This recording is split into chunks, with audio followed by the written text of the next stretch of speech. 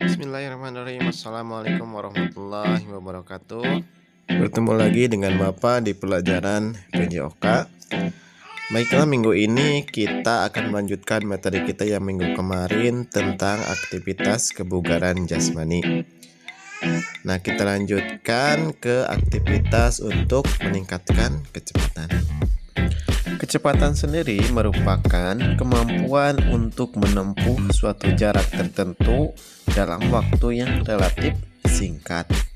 Kecepatan ini terbagi menjadi beberapa macam sesuai dengan bentuk gerakan yang dilakukan.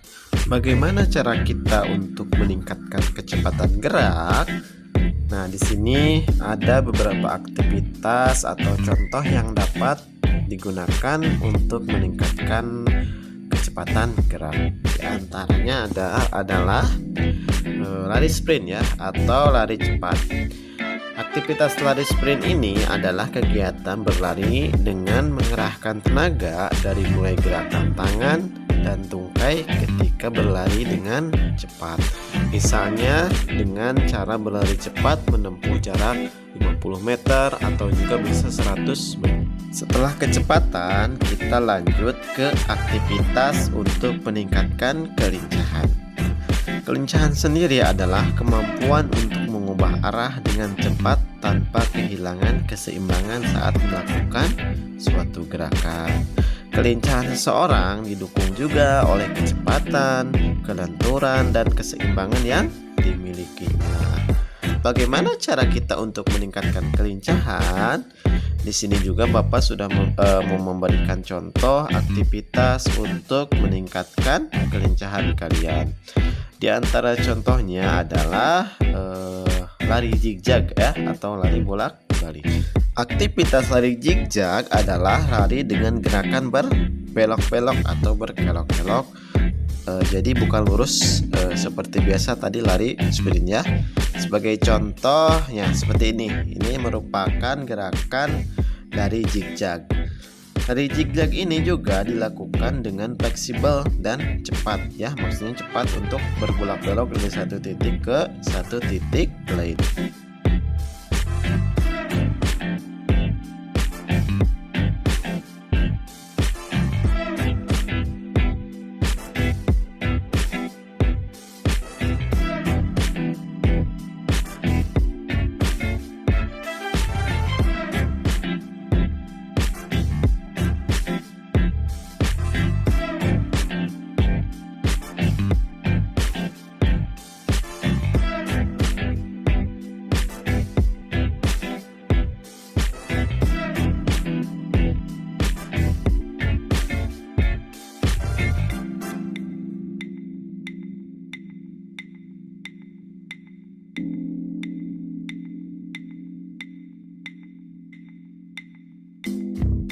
Nah, itu tadi merupakan beberapa aktivitas yang dapat meningkatkan kebugaran jasmani atau kebugaran tubuh kita.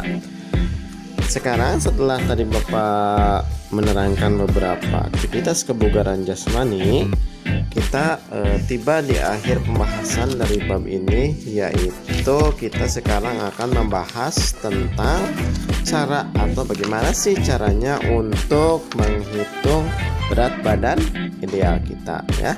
Bisa jadi berat badan kalian kurang, atau juga mungkin bisa jadi ideal, normal, atau mungkin juga bisa menjadi obesitas.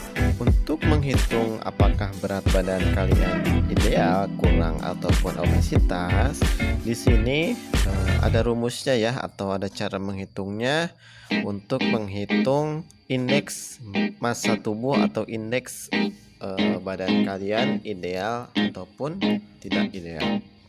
Nah, ini merupakan rumus untuk menghitung indeks massa tubuh. Rumusnya berupa indeks massa tubuh sama dengan berat badan dibagi tinggi badan dikali tinggi badan. Sekarang Bapak akan mencontohkan bagaimana untuk menghitung indeks massa tubuh. Di sini Bapak menggunakan alat bantu berupa kalkulator ya. Itu bisa kalian gunakan dari handphone orang tua kalian, atau jika punya kalkulator silakan gunakan kalkulator yang ada di rumah. Nah, sekarang di sini misal Bapak akan ketikkan tinggi badan 120 cm ya. Ini jika tinggi badannya 120 cm, tapi sesuaikan dengan tinggi badan kalian. Nah, terus lagi tadi rumusnya berupa tinggi badan dikali dengan tinggi badan. Nah, tinggi badan 120 cm tadi dirubah ke meter. Jadi 120 cm sama dengan 1,2 meter. Tadi rumusnya tinggi badan dikali tinggi badan, berarti 1,2 meter dikali 1,2 meter, maka hasilnya 1,44. Nah, di sini misal berat badan kalian sekarang 20 kg ya. 20 kg, tapi sesuaikan dengan berat badan kalian. Maka hasilnya 20 kg dibagi dengan 1,44, maka hasilnya 13,8 sekian. Nah, sekarang bagaimana kita mengetahui hasil yang tadi, apakah berat badan kita ideal atau tidak? Di sini Bapak punya tabel indeks massa tubuh ya. Dalam keterangannya berupa di sisi kiri ada angka kurang dari 18,5, berarti berat badan kurang. 18,5 sampai 22,9 berarti berat badannya ideal. 23 sampai 24,9 berarti berat badan normal. 25 sampai 29,9 berarti badan sudah memasuki batas obesitas atau kegemukan.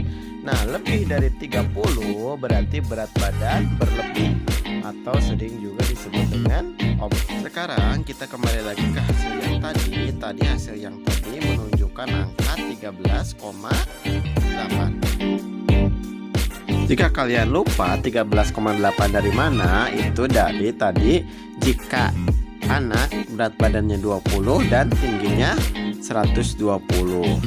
Berarti 13,8 itu masuk ke dalam kategori berat badan yang kurang ya, karena kurang dari 18,5 berarti termasuk berat badan kurang. Nah, itu tadi sedikit contoh menghitung berat badan atau indeks massa tubuh kalian. Kalau kalian kurang paham, nanti bisa japri ke Bapak, bisa WA ataupun bisa telepon ke Bapak ya. Nanti Bapak bisa jelaskan ulang. Nah, alhamdulillah materi kita untuk bab kebugaran atau aktivitas kebugaran jasmani sudah selesai. Dan untuk penugasan minggu ini, silahkan kalian hitung indeks massa tubuh kalian. Apakah kalian termasuk golongan yang kurus atau cukup atau malah bisa jadi obesitas. Perlu dipahami yang harus kalian ketahui, pertama berat badan dan tinggi badan. Apabila kurang dipahami atau kurang mengerti, silahkan hubungi atau japri Bapak, atau kalian juga bisa meminta bantuan kepada orang tua kalian, kakak kalian atau saudara kalian di rumah untuk membantu menghitung indeks berat badan kalian ya. Nanti indeks berat badannya ditulis di buku catatan dan dikirim ke Bapak lewat japri WA ya, dipoto boleh ya. Untuk pertemuan hari ini Bapak cukupkan sekian. Akhirul kalam. Wassalamualaikum warahmatullahi wabarakatuh.